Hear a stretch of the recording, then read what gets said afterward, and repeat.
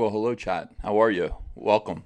Welcome to Comic Artist Pro Secrets. My name is Ethan Van Sciver, 26-year veteran of the comic book industry, world's most charming, elegant, eloquent, and yet humble man. And I'm not ashamed to say it. I'm not ashamed to say that I'm a humble, humble man. Great to be with you in the middle of the night. It's 2:37 a.m. What can I tell you? I had quite a day today. I had quite a day, and I'm pretty excited.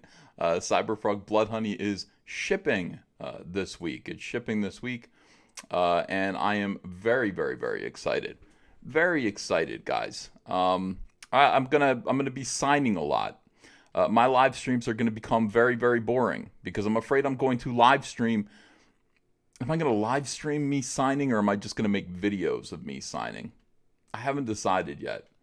Uh, hey, did I watch Ricada's stream earlier? Asked Matthew Lemons. No, you know what I just did? I just watched Billy Tucci's stream. The great Billy Tucci. I was very proud of him. He did crowdfunding comics.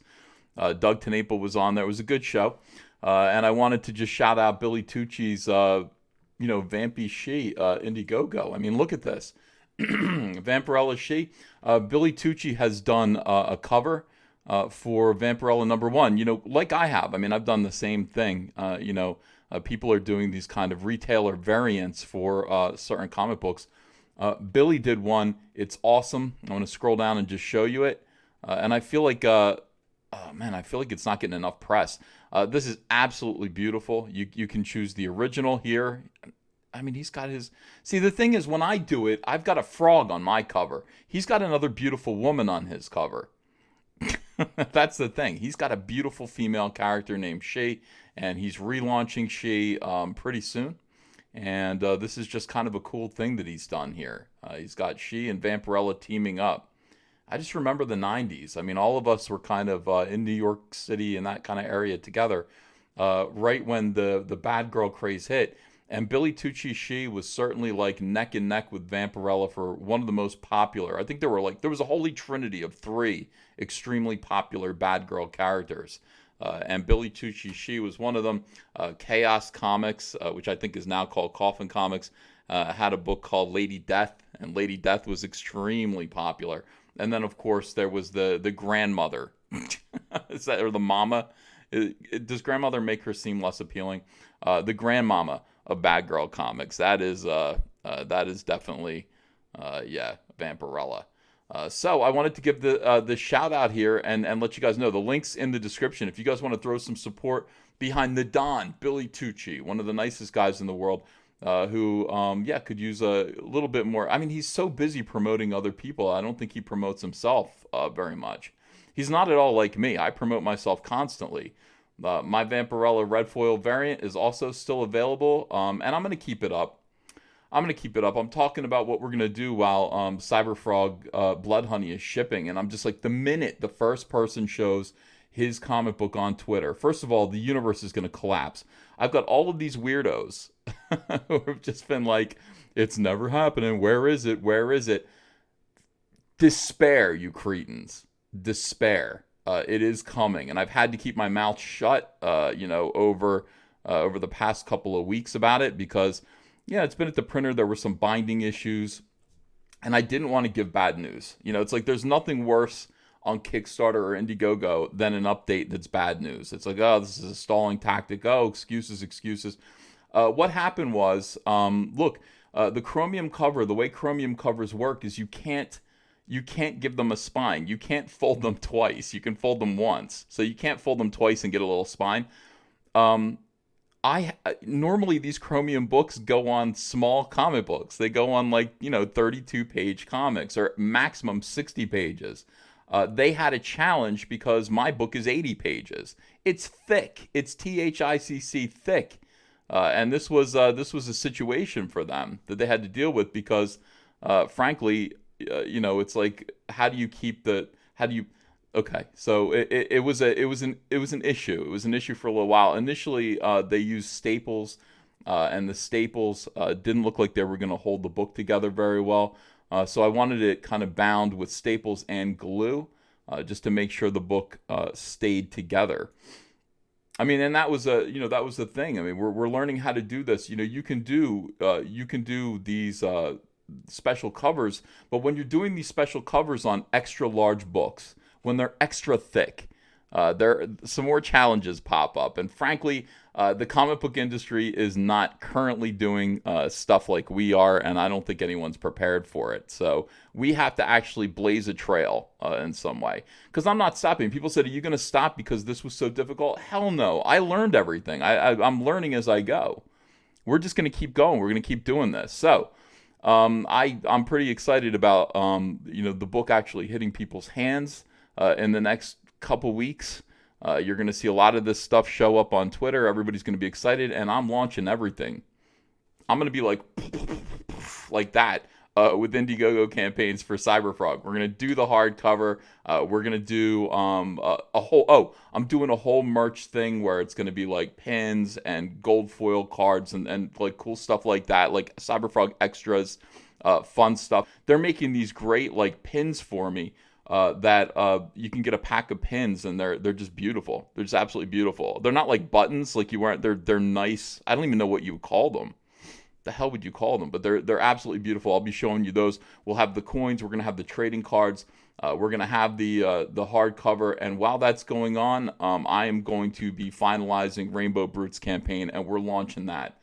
We're getting all this stuff out. I mean, all of the stuff that I'm going to be launching during Cyberfrog Blood Honey's release is all pretty easy to do. It's not stuff that requires too much effort from me. I've hired other people to handle that for me. It's just a matter of launching it. And then, when it comes to doing the hardcover collection of all of the 90s comics that are so hard to get right now, that's pretty easy too. We've got all the material ready to go. I'm just going to get somebody to put it together in a nice package for me, send that off to print. I'm going to charge a very, very low price for that.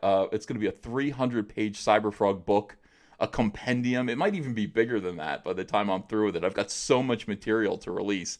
I'm going to charge $40, $40 for a nice hardcover collection that'll go on your shelf, and hopefully will sit next to the complete hardcover collection of the current story, current year Cyberfrog. Once all that's done, that'll become a hardcover as well. And I'm telling you, I was so happy today. I was so happy over this. Enamel pins. Thank you, Zaid Comics. Yes, they are enamel pins. I was so happy over this tonight. I just cracked open, a few beers, kicked back. I watched a little TV, and then just I have not been this drunk in a while, and I just passed out. I just went to sleep. I'm sorry. I missed the high council. I missed everything. I didn't care. I was in a celebrating mood. I only drink when I'm happy. When I'm very, very happy. And I was like, we've got a nice big bottle of Chimay in there, like an extra large bottle of Chimay. I just cracked that open, and when I was finished with that, I started drinking a few Stellas. And I'm telling you, it was joyous, absolutely joyous. And this is great. So I woke up and I went, I didn't do a live stream today.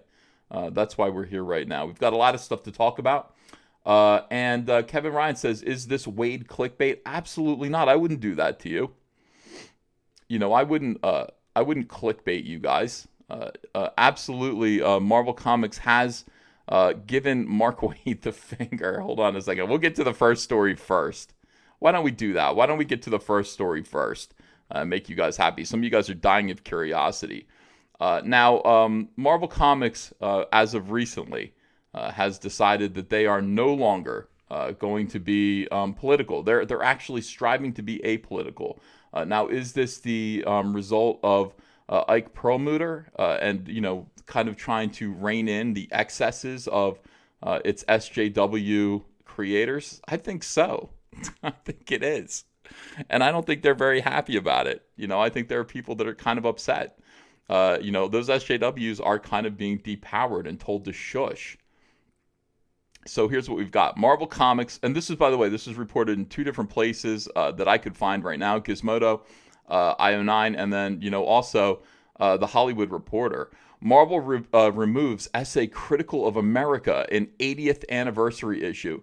What asshole would what complete dickhead would write an essay critical of America in Marvel Comics number 1000. You scumbag, you weirdo, you piece of garbage. Why would you do that? Why would you use an opportunity like Marvel Comics 1000, something that should be fun, even though it looks like this?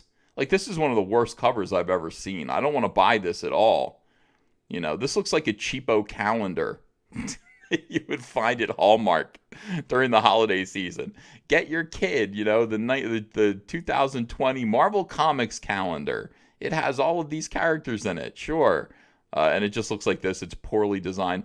Why is it purple? Why is it deep purple like this? God, it's hideous. And you know, you look at it, and when the closer you look at it, the more upset you get. You first of all, where are the Fantastic Four? You dickheads. Now, some people said, no, that's the Human Torch down there. They're reading an issue of the Fantastic Four. No, wrong. They're reading Marvel Comics number 1 in this picture. This is the Human Torch who appeared in Marvel Comics number 1. This is the original Human Torch, okay, who went on to become the Vision in a rather genius story by John Byrne at West Coast Avengers. That was one of the best stories I've ever read in the 1980s. The idea that Vision was just the Human Torch, the old 1940s Human Torch repurposed as an android, was the coolest thing. That blew my mind. That absolutely blew my mind. I was so excited about that. But in any case, no, the Fantastic Four are not represented here because I think at the time that this was painted, Marvel Comics didn't own the Fantastic Four. They didn't own the movie rights, so they decided they weren't going to promote it. The MCU didn't own the Fantastic Four, so they weren't going to promote it. They weren't going to put out a book. None of this makes sense for Marvel Comics itself as a publishing enterprise. Marvel Comics should have just kind of said, "Hey, well, we don't own the Fantastic Four, as you know, Disney doesn't own it, but you know, this company does, and frankly, you know, here's the comic book. Let's exploit whatever goodwill is coming from the movies and actually put out the comic book. You know, using the movie as as an Energizer battery." But they're so spiteful. Marvel Comics would not be Marvel Comics without the Fantastic Four, you idiots. You could get rid of this character right here. It's just standing there in midair. Look at the layout of this. You've got this beautiful Captain America in 1940s, like Joe Simon pose. You've got the Hulk from the cover of Hulk number 1. You know, you've got over here, you've got Spider-Man swinging in Amazing Fantasy. You've got the X-Men, you know, from, was this X-Men number 98? Is this, no, this would be the giant size X-Men number 1 cover. You got them. You've got Iron Man over here. You've got Thanos with his glove. Obviously, Thanos is very popular. You've got Daredevil by Joe Quesada. I wonder why it's Joe Quesada over here with this weird layout. You've got the Billy Club here that's out of perspective with everyone else. You've got a Black Panther here from Jack Kirby's, you know, the first appearance of Black Panther, I think Fantastic Four number 54. I'm taking a swing at it here. I've got it over there on the rack, but I can't remember. And then over here, just you've got the losers. You imagine this. Imagine the greatness of this. You've got Thor here. Then poking up out of the 1000 is Captain Marvel with her ridiculous haircut, her ridiculous hairstyle. And over here, just standing around, you've got Kamala Khan, Ms. Marvel. It is Kamala Khan, C-O-N. It is a con. This is a con by Sana Amanat. To get all of these, all of the creator residuals on this character by creating a terrible character and then forcing it through the system, putting it out through Hollywood, getting a movie, getting a TV show, getting whatever, and receiving those residuals for herself. And that's what you can do when you're in control of Marvel Comics. You can absolutely exploit them this way. Create one of the worst characters, insist upon it, get it made into a TV show, and then just sit back and collect checks. It's absolutely despicable. But what else can you expect from the cousin of Anthony Weiner, you know, by marriage? She's actually Huma Abedin's maternal cousin, corrupt, absolutely 100% corrupt Hillary Clinton campaign, Anthony Weiner's wife, and Sana Amanat, the big bad, like the person behind everything, all of the SJWism of Marvel Comics right now. Why not? Why not milk it for yourself? And over here, you've got, of course, Miles Morales and Spider-Gwen. These are bad characters. And Squirrel Girl down. I didn't even see Fat Squirrel Girl down here. What the holy hell is going on? All these SJW garbage characters taking up space in the background here. And then this one actually penetrating Marvel Comics. This one's actually pegging the logo. God damn it. All right, enough of this. This is terrible. This is a terrible comic. It looks awful. It's an awful cover. But it doesn't matter. That's not the point of this. I'm going off on a tangent. The original version, of Marvel Comics 1000 described the U.S. system as deeply flawed and appeared in early preview copies of the comics sent to retailers. Why? What the fuck? Less than 2 weeks after Mouse artist Art Spiegelman, and I didn't do a video about this, but other people did, he said that Marvel had refused an essay because of a critical reference to President Donald Trump. Thank you, Ike. Ike Perlmutter, step in and start taking control of these animals. You got to do it unless you want Marvel Comics to completely circle the drain. Marvel Comics is circling the drain anyway. Disney is propping them up. Talk about Marvel zombies. That's actually literal right now. At this point, do you want Marvel Comics to become MSNBC? Do you want them to be CNN? Do you want them to be clowns? Do you want them to be a clown show? Even worse? Then step in and start making a change. All right, so The Hollywood Reporter has learned that an essay in Marvel Comics 1000 that described America as deeply flawed and called for people to take to the streets has similarly been removed after appearing in early preview copies. The essay, written by Mark Waid, accompanied a full-page image of Captain America by John Cassaday and Laura Martin. It was intended to tie in with the 1944 release of the first Captain America movie serial. In the piece, Waid wrote about the imperfections of the current American political system. Well, we're going to find out how the current American legal system is, you son of a bitch.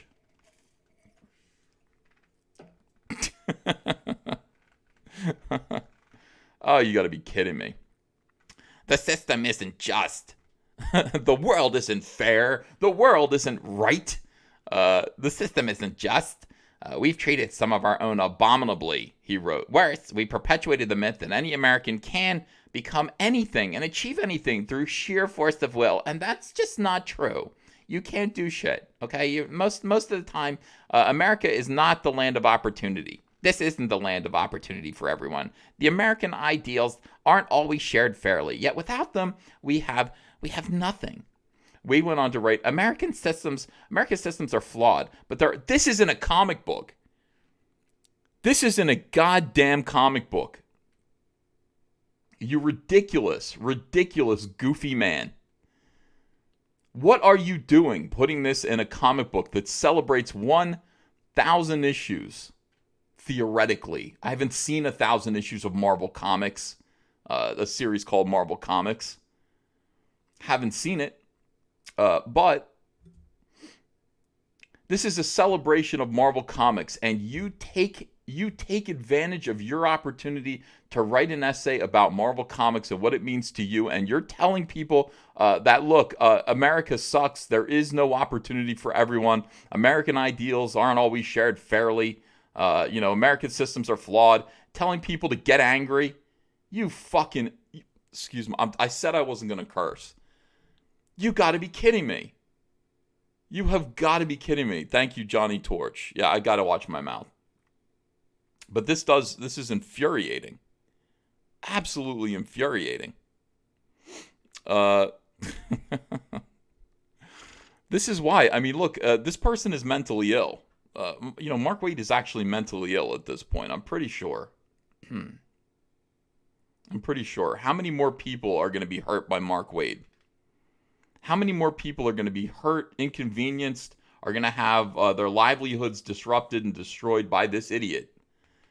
We've got George Costanza. We've got this rage-infected George Costanza on the loose within the comic book industry, and nobody seems to be stopping him until now. You've got your boy Zach's lawsuit, which has definitely got a foot on, what he's got Mark Waid pinned down, one of his arms pinned down, and I guess Ike Perlmutter is going to grab another one of his arms. We're going to pin Mark Waid to the floor and then put a wallet under his tongue. This is ridiculous. How much more of this are we going to tolerate out of this guy? History has shown that we can, bit by bit, right that system when enough of us get angry, when enough of us take to the streets, throw milkshakes, force those in power to listen, when enough of us call for a revolution and say injustice will not stand. Marvel Comics this is lunacy. absolute lunacy. Marvel Comics number 1000 is the centerpiece of Marvel's 80th anniversary. These people they want to take this platform that was set up by the hard work, the discipline, hard work, the sweat and tears and blood of people like Stan Lee and Jack Kirby and Joe Simon and all of the greats. Steve Ditko, politically one of the greatest men that ever lived in comics. And they just want to use it for temper tantrums. They're like, okay, we're going to stand on the shoulders of all these giants and we're all going to throw political tantrums. We are going to exploit what's left of Marvel Comics for our own amusement, for our own benefit. It's absolutely sickening. It's astonishing that this is going on right now. The comic book industry is dead. I mean, it really is dead. It is sad, and I'll show you why in another minute. The essay appeared in an early version of the $9.99 release sent to comic store retailers by Marvel in July in an attempt to raise orders for the issue. In the final version of Marvel Comics number 1000 in stores Wednesday, the issue has been replaced by a less critical piece. Oh, that's nice. Also credited to Waid. That is more directly tied to Captain America. Thank you. Could you just write an essay about Captain America, please? Notably less critical of the U.S., talking about the way in which Captain America's mask is worn as a reminder that Captain America is a representative of an ideal, not a person. All right, let's see the new version. Its commitment to fight every day for justice, for acceptance and equality, and for the rights of everyone in this nation. At its best, this is a good country. Oh, interesting. Is it? It's a good country now? How about that, you weirdo? Oh, my God. I wish Perlmutter did send this back to him. Like, fix this now. Effing fix this now. That should have been the email that this was. Fix this now, Waid. Fix it now. All right, so not hatred, not bigotry, not exclusion are the values of true patriotism. The new essay explains in the closet, it comes to... The new essay explains in the closet, in the closest. Why did I see that as in the closet with Mark Waid? In the closest it comes to any political or social criticism. The change follows the news that Spiegelman has been asked to remove mention of the Orange Skull. These idiots. Guys, you gotta calm down. You gotta calm down. I mean, I feel like, I feel like when it comes to politics in this country, I can't believe, as immature as I am, and I'm a profoundly immature man, okay? Look at the toys on my wall. Look at the posters. I feel like I might be one of the only people who can retain the maturity enough to just kind of go, damn it, after an election that I lost. And just go, we'll get him next time. We got it. We'll have another chance in 4 years. At no point during the Obama administration, as angry as I was that he won, as sad that I was, that, my politics and my hopes for the country were going to take a back seat for at least 4 years, probably 8 years. I managed to go about life without thinking that America was dead, without thinking that America was doomed, without shitting myself in the streets. Excuse my language. Am I more adult than these people? I guess I gotta assume that I kind of am. I'm more of an adult than some of these people. Snarkticon DM says, I want to read a Cap comic where he says build the wall. I mean, I do too, but I'm hoping that kind of thing doesn't happen. B said, oh, that would be cool though. Build this wall. Captain America with his shield standing above the wall that's being between America and Mexico. That'd be funny. I would like that. I think that would be good. Yeah. Margaret Merkel says, oh, just swear. No. It's a discipline. Learning to curb my bad language, even when I'm reading garbage like this, even when I'm reading this filth. It is a discipline to keep my language clean and try to display the best version of myself. God damn. I mean, All right, so gosh darn it, Orange Skull, ha ha ha ha ha. Remember when Donald Trump went and he got a artificial tan, and his face looked orange once. Remember that during the campaign? His skin looked a little bit orangey, like it is when you get a spray tan. Remember that? It's 3 years later. He's the leader of the free world. Ruth Bader Ginsburg is about to fall over. I hope not. May she live 100,000 more years. Orange Skull. Now you guys. This is the thing. You're spending your time, soothing yourself over the physical flaw that this great man had for one day of his life on TV. He had one flaw in his appearance. It was a little boomery. Soothe yourselves. Oh my gosh. It feels like rubbing the front of your pants to call Donald Trump orange, doesn't it? Whatever makes you feel good. All right. Marvel is allowing its publications. Marvel is not allowing, its publications to take a political stance. Comicsgate wins. We win.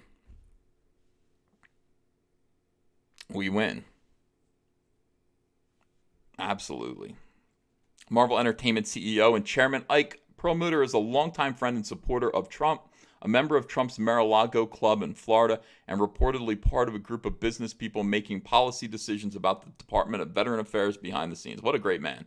He is known to be one of the largest individual donors to the Trump campaign, having recently donated the maximum amount of $360,000 to the president's reelection effort. What a great man.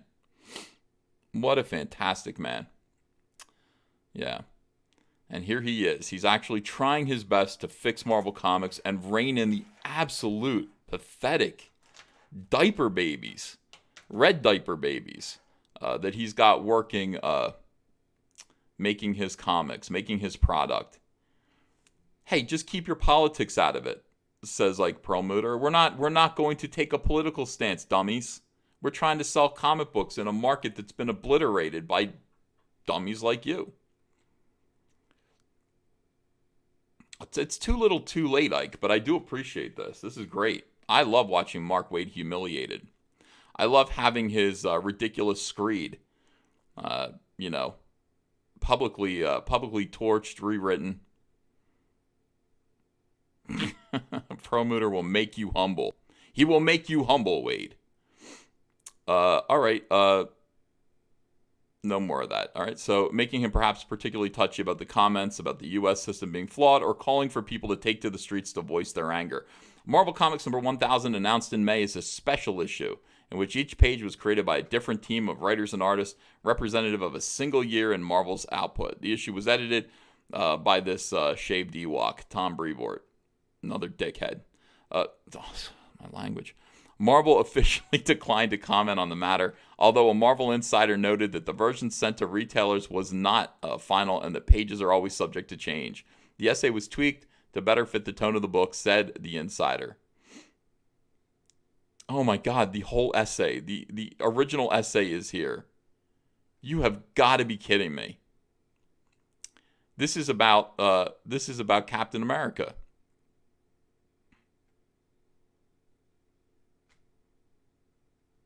This is supposed to be about Captain America. This is supposed to be about Captain America, and it's like an Antifa rant. I'm asked how it's possible to love a country that's deeply flawed. It's not deeply flawed. It's flawed. It has problems, but you wouldn't want to live anywhere else. Most Americans are happy here. I think it's okay. We get along just fine. It's hard sometimes. The system isn't just. I love that. I love that. We've treated some of our own abominably. Wade, on a micro level, you have treated some of your own, quote unquote, abominably.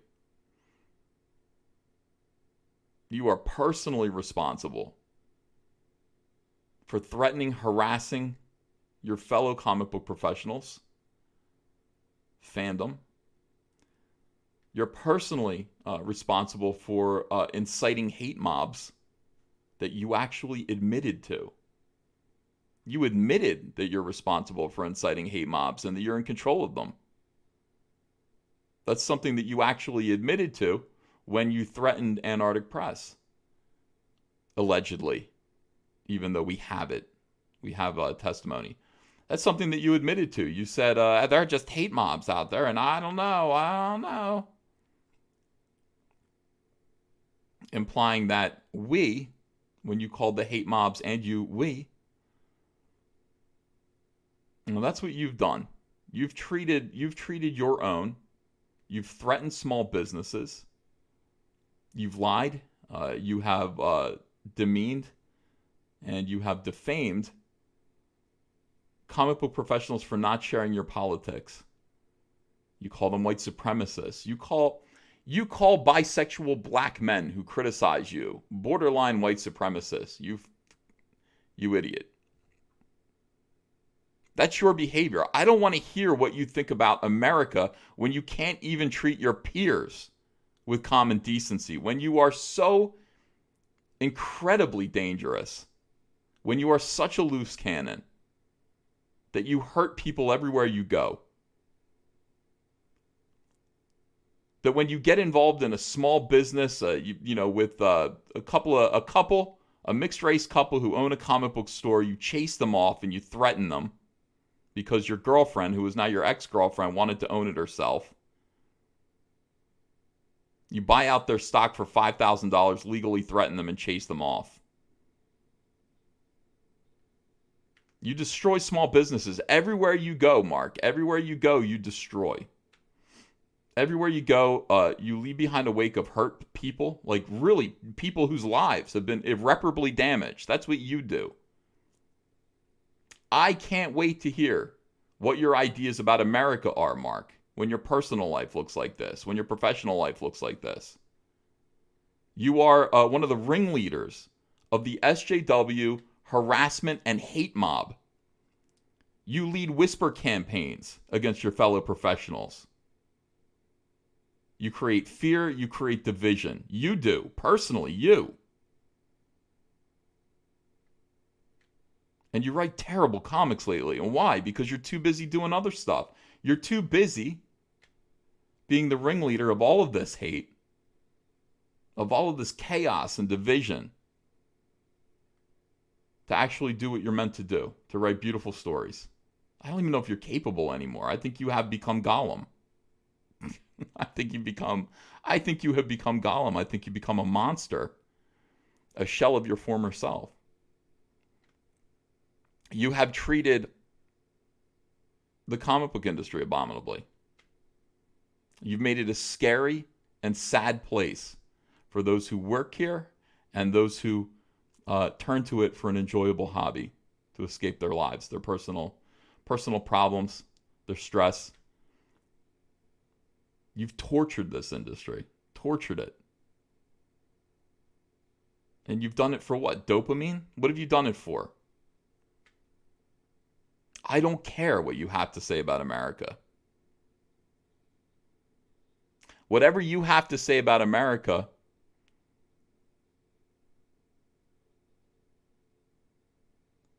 should be understood and filtered through the lens, objectively,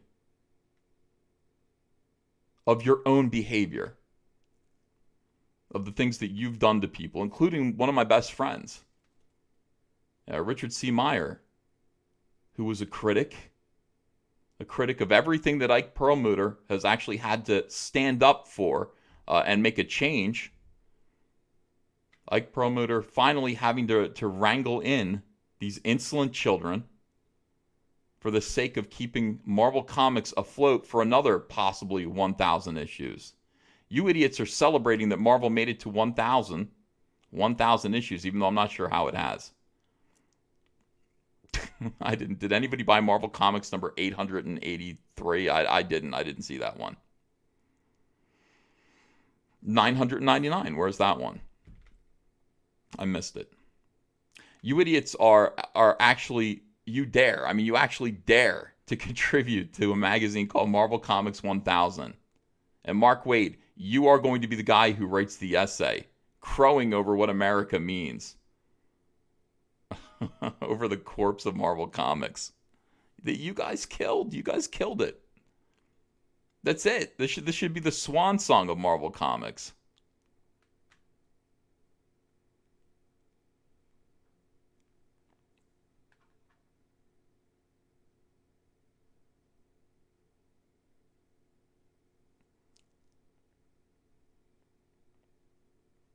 I don't understand Mark Waid. I don't understand, the concept of punching down is something that he taught me about. He said, don't punch down.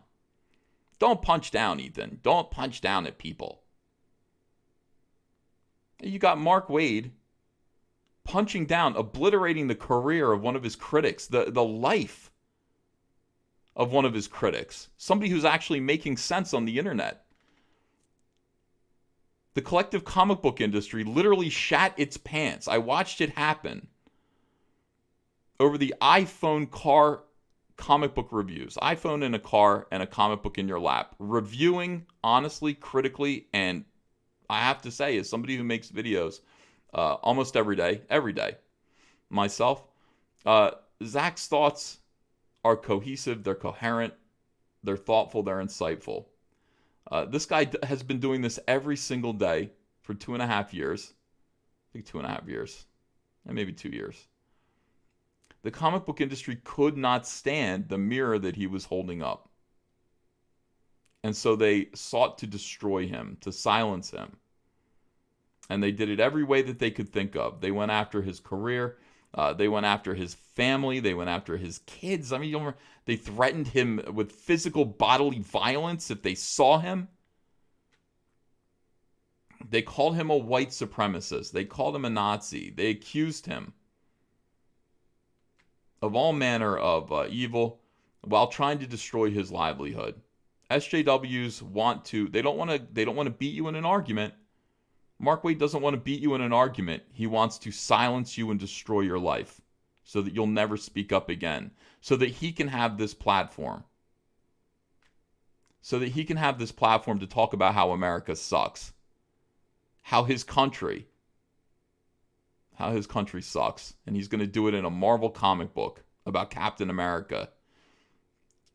The audacity, the shamelessness of that. And Ike Perlmutter has officially put the lie to Mark Waid. Ike Perlmutter had to step forward and he had to punch down. He had to silence Mark Waid. Shut the hell up, you idiot. You demented little man-child. Shut the hell up. Rewrite your essay to something that reflects the values of Marvel Comics and not the insipid, deranged values of Mark Waid. Mark Waid is not Marvel Comics. That's how I know punching down works. Authority does need to step in every now and then and take a hand. That's what's going to happen in Texas. That's going to be punching down too when the state of Texas brings justice to a man who is deeply flawed. It's very difficult to love this man. The despair. Worse than the fact that we've treated some of our own abominably. We've perpetuated the myth that American can be anything, that any American can become anything. Yeah, that's awful.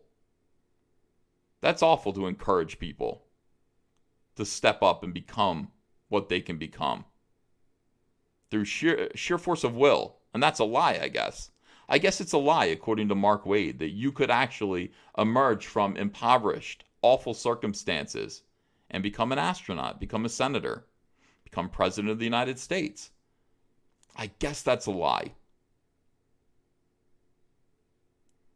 This isn't the land of opportunity for everyone. It isn't.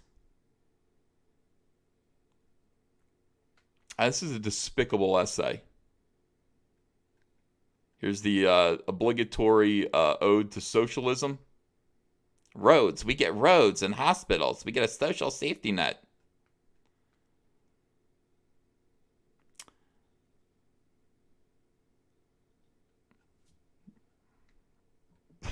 Thank you, Mr. Promoter. Thank you. Honestly, thank you for putting a stop to this. Thank you for standing up for Marvel Comics. We've been waiting for someone within Marvel Comics to stand up for Marvel Comics. Thank you for being the guy to do it. It's about time. Is it too late? Is it too late? I don't know. The world isn't fair. The world isn't right. we need Doc Justice and the J Team. Yeah. What can we love about Marvel Comics when Marvel Comics has become so deeply flawed? What can we love? I don't know. I don't know. All right, let me read some super chats and then we're going to go on with more stuff. Thank you guys for sending super chats. Appreciate it. It's ridiculous. Why, Mark Wade? Why is this allowed to persist? I guess it's not. I guess it's not allowed to persist. Jay Gatt says, Great Caesar's Ghost. DJ Kong says, just going to bed and you start streaming? This is karma for me making you stay up the other night.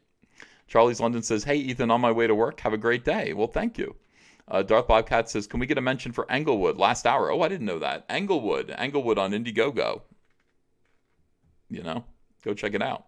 Mobile Images Production Co. says, thanks for retweeting our GIF. I'd love to make more. Oh, Mobile Images. Oh, my goodness. Let me see if I can find this. This was great. I love this. And I see this stuff and it's like I want to do something with it. You know, I want to actually promote it a little bit more.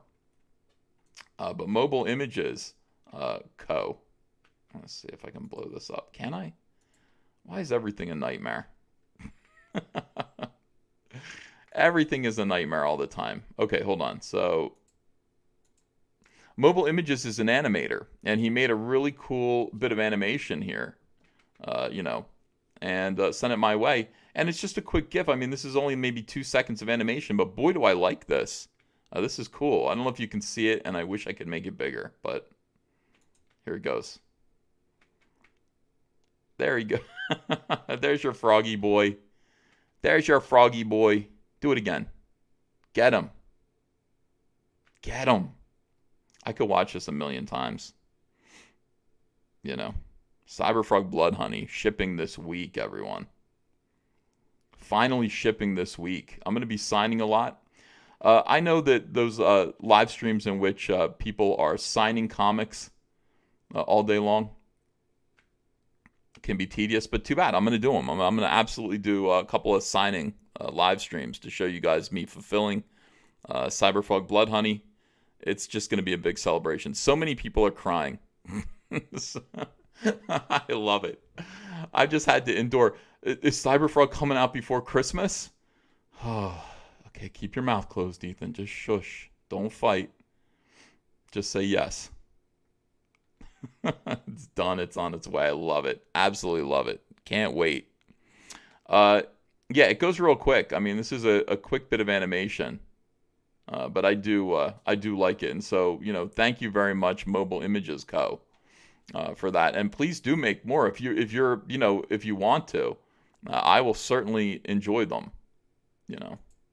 I will certainly enjoy them and retweet them. Snarkticon DM says, Sana has Hillary's missing emails. Investigate her. And Zaid Comics says, without USA, there wouldn't be a Marvel. If you love good, passionate comics, check out Magic Cop, live now on Indiegogo. The next backer gets us past 60% funded. Absolutely, go check out Magic Cop. Snarkticon DM says, don't worry, Marvel, only 5 more years. Make America great again. Professor Geek says, keep dropping that truth, Uncle E. And that Heather page on Twitter looked amazing. Valhalla Productions says, your boy Zach has proven the American dream is real. Yes, he has. Yes, he has. God bless you, boy Zach. He has proven the American dream is real, and so have I. I mean, I've proven the American dream is real. I came from humiliating poverty. I don't talk about it that much. It's I don't like to look backwards, but I mean, I came from absolute degradation. And I said one time, I grew up like in a third world country. That's what it felt like. And no, you had running water, this and that. All right, so let's not exaggerate. But it was pretty bad, It's pretty terrible. And rose to middle class. You can go. I didn't rise to extreme wealth, but rose to middle class, rose to upper middle class, I would say. From a point where just absolute cockroaches, poverty. There wasn't enough food to eat. Now there is. Just look at me. That is the American dream. I wanted it. I wanted to do better for myself. I wanted to do better for my family. Snarkticon DM says, use Mike Miller's kids to sign your books. I got to do it all myself. And I found out that, what did I do? I did like 1,400 signatures in 4 hours.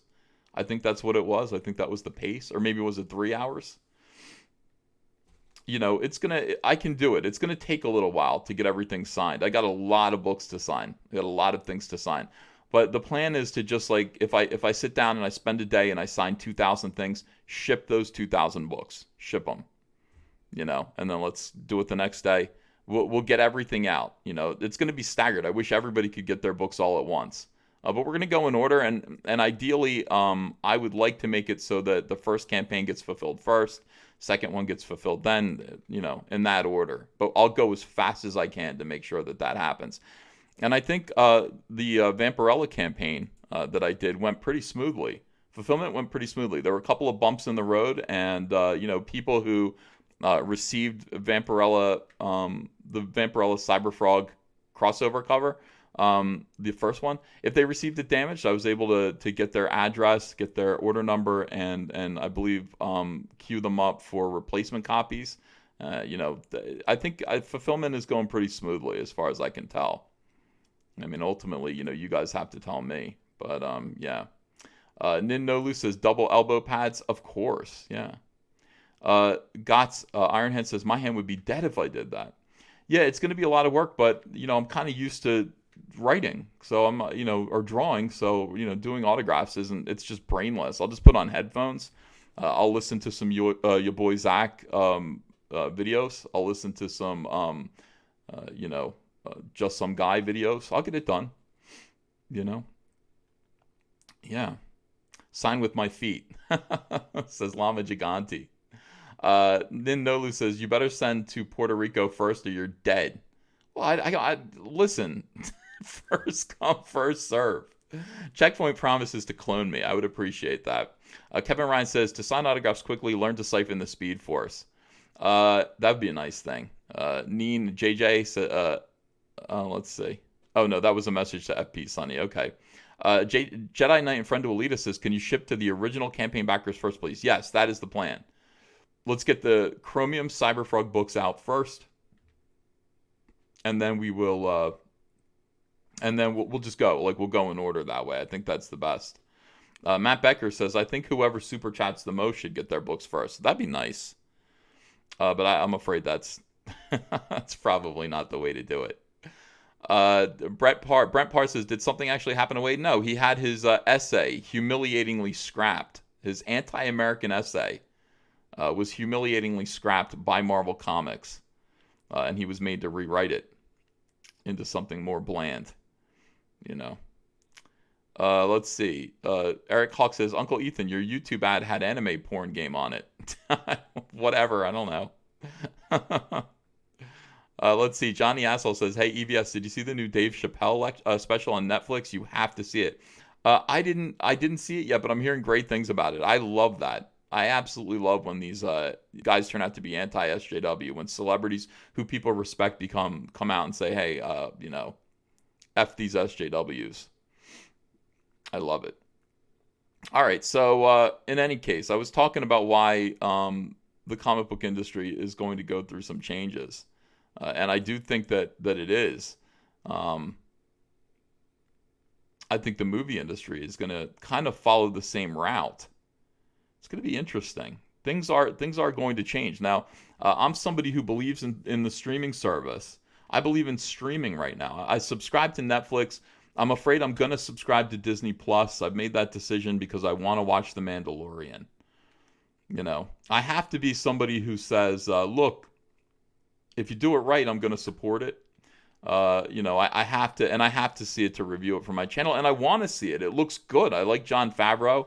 Love what he did with Iron Man. Jon Favreau is so much responsible for kicking off the MCU, its tone, its flavor. Jon Favreau is the guy, probably instead of J.J. Abrams, who should be spearheading any Star Wars anything right now. If you're going to change direction, if you're going to improve the direction of Star Wars, why not go to Jon Favreau? He is the guy. He's the guy that got the MCU to work. So Jon Favreau's The Mandalorian, I'm going to watch it. So streaming is something that is going to replace everything else. That's become clear to me. Streaming is it's inevitable. Streaming is why the fact of streaming is going to end up killing DC Comics. Amazingly, that's what's going to happen. Time Warner and AT&T merged because both were losing ad revenue on television. Television is dying. Television's dying, and both of them realized that the future is streaming, and that's why they merged together to form their own streaming service to compete with Disney Plus and Netflix and Amazon, etc., etc. And what's going to happen because of that is that they're going to go, why do we have this vestigial company? Why do we have this? What's this pamphlet publisher attached to us that loses money? Well, let's get rid of them. Let's close them down. That's going to happen. So Netflix has something coming out that I desperately want to see. Martin Scorsese's The Irishman. I love Martin Scorsese. Oh, despite his recent behavior, I still love Robert De Niro, and frankly, I love gangster movies. And you want to tell a story about Jimmy Hoffa, Scorsese? Yes, please. I'm in line for that. Now, Martin Scorsese made this movie, The Irishman, and he made it for Netflix. Isn't that interesting? I mean, that is a sea change right there. That's a change. And Netflix is not going to release this movie to theaters. I was watching Billy Tucci tonight, and I was watching Doug TenNapel on Billy Tucci's show. I watched the replay of it. And at one point, Doug TenNapel was saying something interesting, believe it or not. He said, look, I go into comic book stores. I hear comic book stores whining and moaning about crowdfunding. Crowdfunding is the future. Crowdfunding is the future of comics. And I hear comic stores moaning about that fact, and I go into those comic stores and I say, do you stock my books? Hi, I'm Doug TenNapel. And they say, who? And I say, do you stock any of my 12 books? And if they say no, I give them the finger. He said, I give these comic shops the finger. Now, I wouldn't give them the finger. But here's what I do say. It is inevitable that crowdfunding is the future of comics, just the same way that, streaming is the future of entertainment, movies, and TV. For this very reason. It gives control to the people. It lets people make their own choices. You can make your own choices with crowdfunding. So this is interesting. We've got theaters complaining. They cannot reach a compromise that would allow the star-studded drama. Everybody's in this movie. Everybody, Al Pacino, Robert De Niro. This is the gangster movie that you'd want to see. I love gangster movies. So I just think it's interesting. Joe Pesci, Harvey Keitel. Oh, man. Give me this now. I want to watch this right now more than anything. This is what I want. People go, have you seen the new, have you seen Captain Marvel yet? No, I haven't. Actually, I did. I did watch that. But, every time, have you seen the new Spider-Man movie? It's a cartoon. I go, no, I haven't. I have not seen the new Spider-Man cartoon. I'm waiting for this. I want this. This is what I'm into.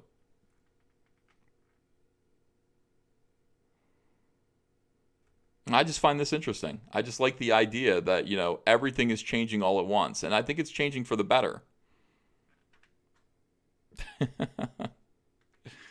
John Smith says it's not 1990. Well, you wouldn't know it from this because they've used de-aging technology on them. And it doesn't matter. Gangster movies, you can have old people in there if you want. In fact, the older the better. I like that. But I love that. I love that we're riding the crest of a wave. I love that things are changing. I love that more power is falling from the hands of people who are corrupt. And, people who can exercise their power in a corrupt way. I mean, again, just look at Sana Amanat. That whole thing is about wielding extreme power and just siphoning money right into your own pocket. Crowdfunding just makes it so that you can do it yourself. You can get out there and try, and it's on you to win the attention and the interest of people who might back you and support you. That should have been an essay in Marvel Comics 1000. That is America. That is equal opportunity. Ironically, the end of Marvel Comics is coming at the hands of something that's more American. It's more diplomatic. Take your talent, take your skill, take your hard work, crowdfund it. Ask the people, ask customers for their support, and see how you do. I love it. Absolutely love it. It's a good time. I want to, once again, I want to talk about my friend Billy Tucci and his crowdfunding campaign, Vampirella She, Indiegogo exclusive. Billy Tucci, who is a friend of this channel and he's a friend to Comicsgate, has produced this beautiful variant cover. Let me show the whole thing here if I can. Look at him drawing it. What is that? How? I don't know. His fingers look weird there, Bill. I don't know how Billy's drawn. Like I don't like his fingers posture there. Eric Larson draws really weird, man. His hands do like this when he's drawn. It's odd. But you can choose from any one of these covers. You can get the original. You can get the Virgin. You can get the black and white. They're all available here. And support Billy Tucci. Support the Don. Let's see if we can get this thing to 10,000. That's where I think it belongs, at least tonight. And I think it should go further than that in the future. So go check this out. The link's in the description. And I appreciate it. At the same time, I've got one going. I've got my Vampirella #1 red foil variant. I'll call up the ad real quick there. As you can see, the logo is red foil or silver foil or gold foil. Your choice. Your choice. Links in the description. Pick it up. Pick up Vampirella #1, which is I think is it a top 10 book for July? It's pretty impressive, I gotta say. All right, very good. Let me see what you guys are saying in the chat here, if I could. I think I'm getting pretty good at OBS. Thank you, Adrian Stone. I'm figuring it out. Oh my God, the chat is going crazy. Crazy. Yeah, Billy Tucci's Vampirella. Lefty means smarty, says Nin No Lose. Every time I look, Nin No Lose has a comment that I end up reading. Valhalla Publication says, Billy fucking Tucci is the man. Amen. I have no argument with that. Looks like we got a super chat here from Unhinged Crank. They should do the opposite of de-aging the older films, like refilm Pacino as he is now for when Michael Corleone is old in Godfather 3. Oh, that's interesting. Yeah. That movie. I like that movie. I know it's vilified. I don't know if the vilification for that movie is justified. It's not that bad. But also, at the same time, people get angry with me because I kind of enjoyed Kingdom of the Crystal Skull. I don't know what it was. I was just so grateful for it. I was so grateful for it. I guess objectively, maybe it wasn't so good. I don't know. I was so happy to see an Indiana Jones movie though, a new one, because I'm a huge Indiana Jones fan. I think I like Indiana Jones better than Han Solo, which is saying something because I love Han Solo. But I was so happy to see that character again in the 1950s with McCarthyism referenced. It got a little weird, but I dug it. Matt Becker says, no, you're getting pretty good at obese instead of OBS. Oh, terrible. Bryce C says, EVS has no taste. Really? I mean, it won Best Picture Oscar, says, yeah, well, it works as an epilogue. What is this? Captain Wrongthink says, holy, why can't I get this to show?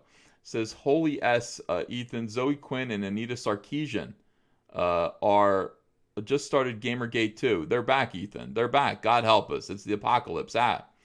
Yeah, well, maybe we can get Trump to tweet out that the Gamergate did nothing wrong. That should solve everything. That's my big brain plan. Streaming will be the end of the theater going experience as we know it, Ethan, and that's a terrible thing. That's up to people. I'm somebody who wants drive-in movie theaters back. But the reality of things right now is that people just don't want to leave their homes. They want to order everything through the internet. That is the future. If you want to figure out how to make a lot of money, at anything, figure out how to make it so that people can have what they want without leaving their home. Unhinged Crank says, interesting news tonight on Ricada's stream. Daddy Duder Pops Culture says, good afternoon, Uncle E from Tokyo. Love platypuses, love ninjas. Then check out Nin Nin Ninny. Now an Indiegogo. Well, now I'm sold because I do like platypuses. I don't like dogs that much. But I do like platypuses. Monkey Jeeba says, EVS was hoping there was pie in the fridge. No pie. Sebastian Eric says, Crystal Skull is a fun movie, though. I feel like the alien thing could have been executed better. Yeah, I agree. And a lot of people are concerned about Gamergate. Zoe Quinn and Anita. I have to say, I really enjoy those videos. I like Gamergate videos. I'm a fan of Gamergate. I was not paying attention while it was happening, but it was pretty great. All right, so what does this say? So the news from Nick Ricada, it was Kick Vic news on Ricada, but it was a bombshell and exactly in line with your suspicions on male feminists. Oh no. Yeah, Kick Vic, they have it. If you're a part of the Weeb Wars, I gotta say they have great villains. Our villains have kind of petered out. We had Mark Wade. Society is dealing with Mark Wade. Justice is dealing with him. We had Gail Simone. She doesn't really do much anymore. We had Renfamous. She's kind of, I don't know, petered out. Tim Doyle, douchebag. They're okay, but they're not really that great. They were never really, I don't know, they were never really that interesting. But Weeb Wars has great villains. I gotta say, they have some really weirdo, wacko, horrible people who I want to actually mess with. It's like I would love to go in there and just start fighting Arms Girl. I just don't know anything about anime. I would definitely do it. If I knew anything about anime. I don't, and I don't want to know anything about anime. But I would like to fight for Vic Mignogna. It'd be fun. Sarkticon DM says, I saw Empire Strikes Back at a drive-in as a kid. It was so awesome. Yeah, we have a drive-in movie theater here. We have a drive-in movie theater not too far. Maybe it's like 40 minutes away from my house. And we've been once.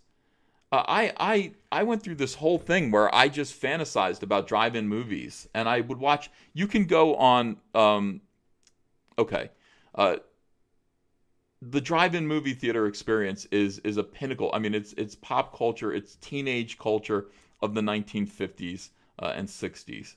And I was fascinated by it. I was just fascinated, and I was sorry that it went away. I loved everything about it. I love driving your weird car, your big car, your classic American car with the fins.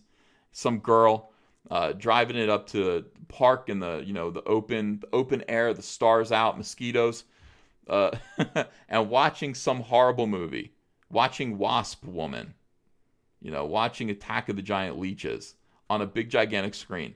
I love all of the intermission ads. I love the idea of going and getting corn dogs and popcorn at the concession stand.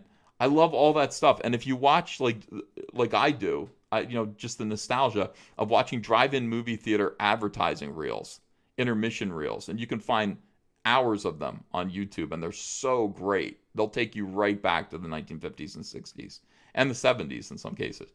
Uh, you just miss that whole experience. There's something about it, that was just enormous. So when I lived in Charlotte, I actually started to research, and I found that there was an old drive-in movie theater called the Belmont, not too far away from my house, and I was completely fascinated by it. So I drove out to see it during daylight hours, and it was set up to look just like it looked in 1959 when it opened, and even but it hadn't been repaired. It's not like it had been restored. It was just a family-owned, operated business that had been going on now for decades, continually run by the same family. And so the Belmont sign that was up there, the Belmont Drive-In, it still had the little Sputnik satellite, like super hip, like, hey, we're in outer space. We're in the space age of the early 1960s. It still had that little Sputnik logo, and my heart just went pitter-pat. I showed up later that night to watch. I don't know. They were showing. What were they showing? They were showing like Toy Story. They were showing some crappy, animated films. Not Toy Story, but something like that. And I just sat in my car and just enjoyed the drive-in movies, And it was great. I mean, you pull up while it's still light. People are throwing frisbees around in front of the screen. They're being with their families. It's Americana. I mean, the drive-in movie theater is Americana. What is the Cineplex? I don't even care. I don't care that the Cineplex is going away. You can't top that kind of a communal movie-going experience. Replace that with the icy cold kind of attached to a mall, big budget. Your chair leans back. You have like assigned seating. Movie-going experience. I'd rather be home.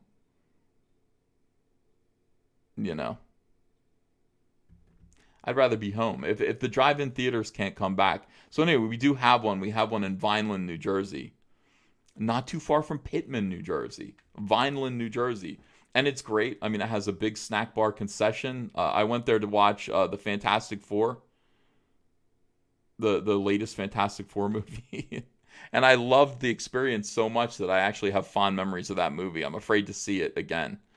TLJ Screwjob says also it's pronounced Mignana. Not Minyanya. What did I say? I usually say Minyana. I don't know. It's weird. Came out wrong, I guess. Kotka05 says, challenge to the world. Start an Indiegogo where you make the Tingle video game that Zoe Quinn was not able to make. Show her how it's done. I'll back you $30. Yeah, these video game devs are something else. Adrian Stone says, are you game enough to add those stream alerts sometime, EBS? Yeah, I'm going to. Adrian, I will work on those. It's just one thing at a time. I'm right now, like, it's up and it's functional, but I'm pretty excited about adding everything, all the bells and whistles. TLJ Screwjob says, no, Ron Toy is a proven in-court wife beater. What? Did that just come out today? Ron Toye or whatever his name is? He's a wife beater? Proven in court? What is going on, dude? I'm telling you, Weeboards is a lot of fun. Weeboards is great. Snarkticon DM says, I'll bet Mark Wade hates drive-ins. He would hate them because they are America. And I love the idea. Here's what I love. Like, America used to be a place where land was cheap. So you could sit there, you'd have a big, like, you had a whole lot of farmland. You had acres and acres. You're out in the middle of nowhere. You're like, well, what do I do? Well, you put up a drive-in movie screen. You just plow out, you have dirt, a dirt lot. You buy cheap movie reels. Get a projector, sell popcorn at 1,000 times its cost, and you're making money. And it's a family-owned business. Your drive-in movie theater. You can't do that now. Oh man, I got to do videos about drive-in movie theaters. I'm feeling it in my heart again. I got this DVD set. It's like the drive-in movie theater experience, and it's 6 like horrible mystery science theater level movies, and it reproduces what it would be like to watch them at a drive-in, complete with the ads, the cartoons, and then an option to change the audio to people, to car noises and conversation, and just background like crickets and stuff. So you can actually watch the movie and feel like you're seeing it at a drive-in. I'm such a nerd about that. I absolutely love it. Aaron Galvarez, Aaron Galaviz says, "What happened to the High Council last night? I got drunk and passed out. I got celebratory drunk over the release of Cyberfrog Blood Honey, and I passed out. Very excited about it." Kevin Ryan says, "Ethan, everyone in America could fit in Texas with 1 acre each. We still have the land. We just don't use it." Yeah, that is true. I would do that. I would, you know what? I always think to myself, I'm like, if I ever want to retire and stop drawing comics, like what would be my dream job? And this is pretty good. I absolutely love being a radio host. I love being a YouTuber. It's great. But one thing I would really love to do, and this is a fantasy, open up a drive-in movie theater and make it a vintage experience. We would run the old movie reels. We would run the ads. We might show old creepy movies. Like I would say, come to my movie theater, and we are going to watch Psycho 1, 2, 3, and 4. No, not 4. 1, 2, and 3. All night Psycho party. Come to my movie theater. We're going to be showing Creature from the Black Lagoon in 3D, complete with all the vintage ads, cartoons. More about the High Council. Jeff Hicks let me know that he couldn't make it. He was sick or something. He couldn't be on the High Council this week. So basically, without Jeremy, without Jeff, it just being me, I just kind of drank. And I thought I started drinking at like 6 or something like that, and I thought I could kind of be ready for 9, but I just went, hell with it, I'm going to sleep. Yeah, I think it would be great. Adrian Stone says drive-in let's watch scene in the future, maybe. I wouldn't mind doing that. Like I could. Can you live stream from a? Well, I guess you can't live stream from a drive-in theater. That would be crazy. You get copyright struck. But I would like to find more drive-in theaters. The first drive-in theater in America, from what I understand, opened up right here in Pennsauken, New Jersey, and you can still see it. It's right next to a strip club or an X-rated adult whatever, right next, which is attached to a motel. But the screen is still there. And it's like by an overpass. I drive by it all the time. Trees and weeds have grown up all around it. I would buy that property and I would tear down the adult. I mean, it's like, how sad is it? There's like a pornography store next to a drive-in movie theater. 2 great bits of Americana that are completely obsolete now. Why would you go to buy pornography somewhere? I don't understand that. It's free. It's on the internet. David Park, thanks for $20, says, "Will you be at New York City Comic Con? If so, can we get our books signed there instead of pre-signed? I want that CGC golden ticket." David, I'm sorry, I'm not going to be able to offer that opportunity because I'm just going to be mass signing everything, and the fulfillment is huge. I've got to sign 24,000 books, 24,000 books. So with the ash cans, which are also going to be signed. So I'm not going to be able to be particular about that. But if I did go to New York City Comic Con, which I have no plans on doing right now, if I did, then frankly, I could offer unsigned. What would I do? I would come up with something new. The thing about being independent now and owning your own IP is that I can just do whatever I want. I can do a New York City Comic-Con exclusive Cyberfrog book. I could say blow up the 1998 ash can into a full-size book that's just New York City Comic-Con exclusive. Do that right away. It's a good idea, and then I could sell those there and sign them. I just don't want to do conventions. I feel like if I went to conventions, comic book conventions, people would panic. People would have a panic attack around me. The last comic convention I went to was 2017, and even then, This was like November. I did a great video. Even then, people were squirming around me. People were upset that I was there. People were saying things like, "He's controversial. He's controversial over there." And that was interesting. But in the meantime, I had an enormous line. Other people just had people walking up to their tables. I showed up and I had a crowd waiting for me, and that's thanks to YouTube. And that was in 2017. I wonder what it would be like now. But it would be, maybe I might even have a bigger line now waiting for me. That's what I would like to think. I'd have a bigger line of fans waiting for me, but people would be even more hostile. And, would I get assaulted at a con? I don't know. I mean, possibly, yeah. It does happen. Do I want that kind of trouble in my old age? I'm going to be 45 next week. Do I want to be do I want to be worried about stuff like that at a comic book convention? At the same time, I do want to meet fans. I weigh all these things. I think about it. Almsey says, "Hey, Ethan, can you say hello to my nephew, Ethan? He would love it. He is a super fan of yours like me." Well, hey, Ethan, how you doing? I'm glad you're watching. See, I've cleaned up my language specifically for reasons like that, guys. Great to have you in my audience, fellow Ethan. Let's see. New York City Comic Con, you'd be freaking them out. Go to Baltimore show? Yeah, yeah, yeah.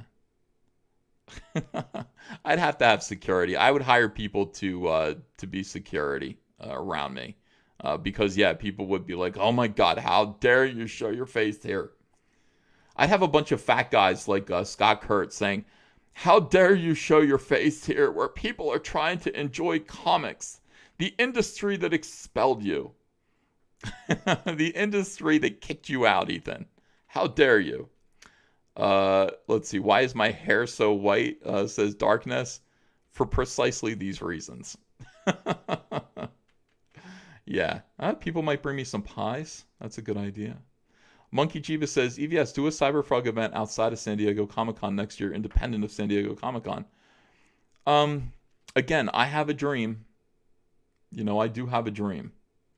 And that dream is to appear at San Diego Comic-Con and actually create an enormous booth with the Laughing Man logo. I'd create a... Oh man, I have so many dreams. I would create a Laughing Man sign that looked like a fast food joint, sign that rotated around. All caps comics. It'd be on a pillar. You could see it from wherever you were. I don't know how much that would cost, but I would spend it. I don't know what it would cost to deliver that, to bring. I don't know how to do any of that, but I would figure it out. Big table where I'd be selling Cyberfrog merch. I'd be selling Cyberfrog exclusive books. Maybe even some original art. It'd be awesome. People want me to hire Chuck Zito. Narrative Recount says, "Why think so small? Get someone to set up FrogCon or whatever, like PAX by the Penny Arcade guys, especially if you can get merch." FrogCon. Well, honestly, I think what we're thinking about doing instead is just doing a Comicsgate con. Why not do Comicsgate convention? Have you guys all come out. We'll get as many people as we can. Get all the big Comicsgate artists like the big pros, John Malin. We definitely get Cecil to show up if he could. Get your boy Zach. Just get the biggest names in Comicsgate. And just do a signing, do an event. I think it'd be cool. Yeah. All this stuff is going to happen. It inevitably is going to happen, but I'm too tired to think about it right now. We have to get Cyberfrog Blood Honey delivered. That's the first thing, and then we can think past that. And the minute we get Cyberfrog Blood Honey delivered, I'm sorry, you weirdos. I'm sorry, Comic Book Hut. We are launching like 3 campaigns in a row. Almost immediately. As soon as the first person receives Cyberfrog Blood Honey, I am launching the merch, Cyberfrog merch Indiegogo. So you can get the enamel pins and get the cards and get all kinds of other cool stuff. I am launching, I'm going to be launching the Cyberfrog Blood Honey not Cyberfrog Blood Honey, Cyberfrog 1990s hardcover, which I'm thinking of calling Warts and All. Warts and All. Everything Cyberfrog from the 90s, all under one volume, hardcover for $40. And then I'm thinking about launching the trading card. I don't know if the trading card should go with the enamel. I might do all that together. trading card set, and enamel pin, all like the merch, Cyberfrog merch Indiegogo. Then we might do the black and white, or we might just move on to Rainbow Brute. But I'm gonna have Indiegogo campaigns going like crazy. I've learned so much, and I've got people willing to help. And I just want to. I have stuff in the works. I just haven't wanted to launch anything until Indiegogo, until Cyberfrog Blood Honey's been fulfilled. Rackets is planning a convention next year, possibly, says Kraken of the Sea. I heard, yeah, if he's doing one in Minnesota, I'd go to that, But Spectre of Comics says do it in New Jersey. Yeah, I would probably do mine in New Jersey. It would be fun. Cyberfrog warts and all. Yeah. Cyberfrog is going to flex on fools. Well, you know what? Another place to do it would be Florida. I really like Florida. Florida has a great comic book community. It really does. I wouldn't mind being there for that.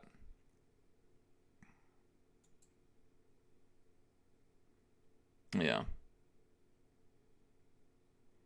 All right, this is a weird article. Am I going to read this? I'm looking at this Bleeding Cool article and thinking about reading it. I don't want to. God, I hate Bleeding Cool. We'll do a quick Star Wars. Let's do a quick Star Wars article here. Dun, dun, dun, dun, dun, dun. Everyone is making the same joke about Dark Rey kicking Kylo Ren's ass. They do this. This is the thing. This is the definition of a Mary Sue. This is what they do. SJWs see some empowered woman and they go, "Oh, look out. Look out, Thanos. Here comes Brie Larson as Captain Marvel. She's going to kick your ass." "Oh, I feel sorry for Thanos. Oh, I feel sorry for Kylo Ren. Dark Rey has a double-bladed lightsaber. That's 2 lightsabers. And when you flick it, it becomes one long lightsaber. It's a butterfly lightsaber. Oh, no." I don't know why SJWs do this. They're just like, "Oh, yeah. Here comes our stand-in. Here comes the person that represents us. They're gonna kick." I never did that with Luke Skywalker. That never occurred to me to be like, Luke Skywalker's gonna kick Darth Vader's ass. I can't wait to watch Luke Skywalker kick Darth Vader's ass. You know why? Because Luke Skywalker was such a fragile character. He's such a good character. And him winning seemed so unlikely, even though we knew that was what was going to happen, because he was a fragile kind of guy. He was completely flawed. He kept making mistakes. So Luke Skywalker winning at the end of the 3rd movie just didn't seem like something that was definitely going to happen. That's why he was a great and enduring character. SJWs take it a different way. They're just like,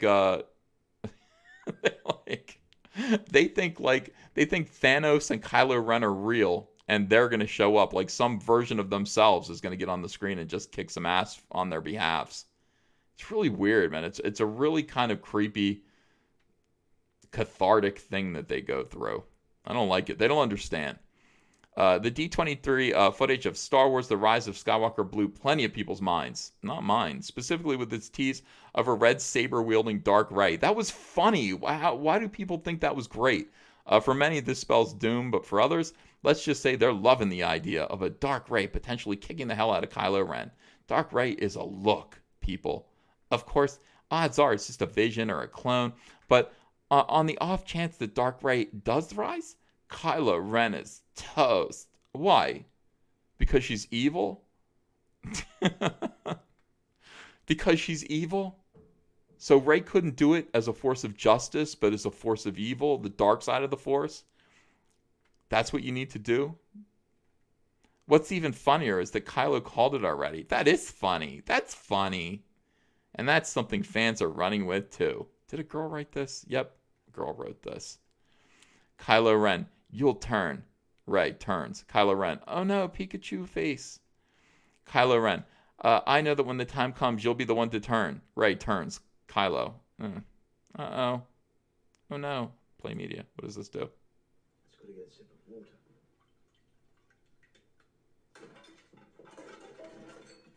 It's got to get a sip of water. Oh, okay. Kylo Ren really going to do that?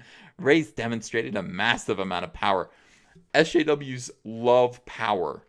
They love fantasies where their stand-in Mary Sue characters have an enormous amount of power. Just power. They're like little children. Since The Force Awakens, something that Kylo Ren has sensed and something he's also seemed to be thrown off by.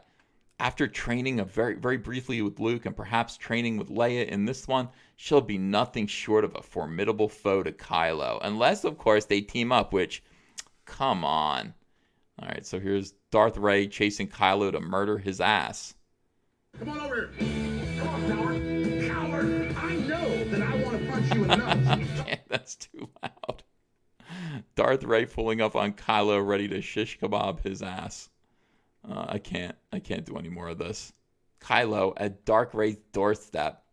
Yeah, it'd be nice if good triumphs over evil in the end, but if real Dark Rey means more footage of her deft, intimidating lightsaber twirling, it won't be the end of the world. It will, however, be the end of sad boy Kylo. Yay, girls win! Girls win! The Force is female. Why do they do this? This is completely the opposite of what storytelling is supposed to be. This really is like, it's totally cathartic. Just like they did with Thanos, Kylo Ren is supposed to represent toxic masculinity, although Kylo Ren represents soy-based femininity as far as I'm concerned. He's a soy boy. He's a ridiculous villain. Why couldn't Keanu Reeves play Kylo Ren?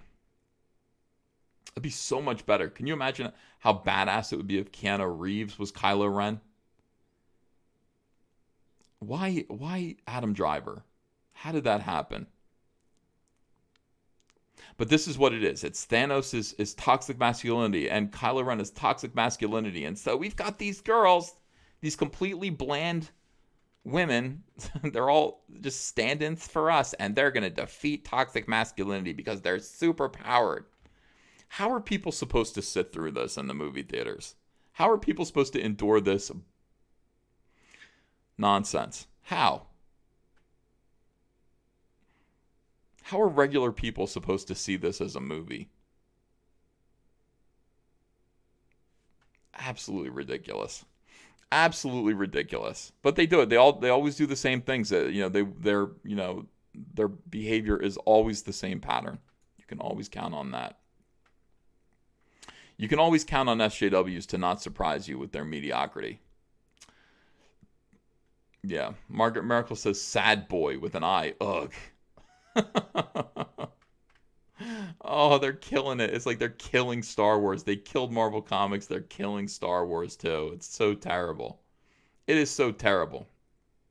All right, let me read whatever's left of Super Chats, and then I'm going to get to work. I think I've been on for how long? Oh, an hour and a half. I think I've been charming, suitably entertaining. I hope so, Let's see. Almsy says, my nephew Ethan says, I really appreciate how you draw the Flash. He is 8. Almsy, where do you live that your 8-year-old nephew is awake right now? That's what I'm concerned about. Oh, thank you, Ethan. Thank you. I appreciate that. It was fun to draw the Flash. It's absolutely fun to draw the Flash. And maybe you should look at Green Lantern. Maybe you would like Green Lantern as well. I'd be happy to hear your thoughts about that. All right, everyone. I think I'm going to go. I'm going to get to work tonight. I feel like eating something. I feel like eating a hamburger, but I'm not going to. I'm very hungry. Degenerate Dill says, before you said The Rock, now you say Keanu Reeves. You have my attention now. Yeah, Keanu Reeves would be great. And he actually looks like what Kylo Ren is supposed to look like. Ron Crossman says, drawing stream when? Is that boring? Drawing streams are boring. I don't know. I don't know if I want to do too many drawing streams. And people do these drawing streams online, and they only get a handful of people who are watching. I'm not sure. Pamboy's here. He says, hail Caesar, hail Pamboy. When do you not feel hungry? Rick McMillan says, quote, you can always count on SJWs to not surprise you with their mediocrity. Correct. That is a quote, unquote. Iconic Blood 666 goes, tonight, my dude, it's the morning. You're right, it's 4 a.m. It is 4 a.m., so it is the morning. All right, thank you, guys. Thank you very much. Monkey Jeebus says, John Malin has a small head. He has a small head. Well, look, go tell John Malin he has a small head. I'll probably go watch his stream too. I think that's a good plan. Everybody go over to see John Malin. All right, everyone. All right. It's time to go. Because when you are asleep, that's when I creep. I lick all the butter in your fridges. Good night, everyone. Good night. Or good day. Good morning. Or good night, depending on what part of the world you live in. Bye-bye.